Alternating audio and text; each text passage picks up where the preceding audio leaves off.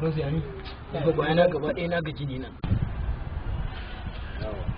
Ai Sa'adu yunwa ko gajiya duka bi ne ba.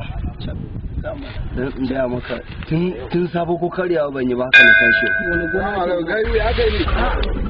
Tashi ko ne raban da shi da Allah a ban wani abu mana wannan takalmin. Ai wannan Sa'adu shine gaye wannan ka san menene wannan takalmin kala na ne amma tsakani da Allah za ta hakuri ka ban mun shi sai na samu.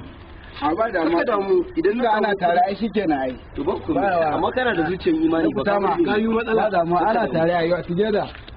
Ka duba Sa'adu shi da yake jin yunwa ka duba ya takalmi ya siya ba shi. Wai kai da ake gayin ba haka ake gayin ba. Kaga wannan takalmin da kuke gani in ne wankan shi hakku sai na cije ku ina ga. Wannan fara shi ake sani bane ai. Please, I'm looking for Mama Emeka house. Allah ka rabe shi kawai wannan irin gidan shasha nan ne ba. Kawai ka nuna ne ka share shi kawai. You can follow this way. Okay, thank you very much. All right.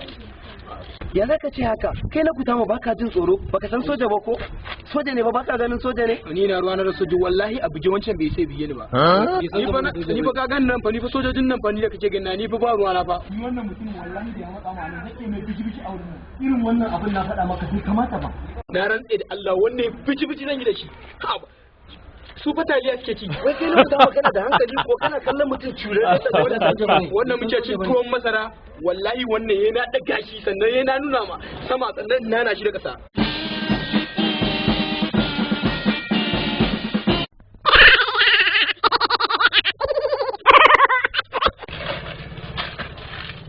Ka ɗauka ba na jin Hausa ne zaka ce baka tsoron wani soja? Wallahi oga cewa ka tambayi sa cewa ina ina ku ko tsoron soja wallahi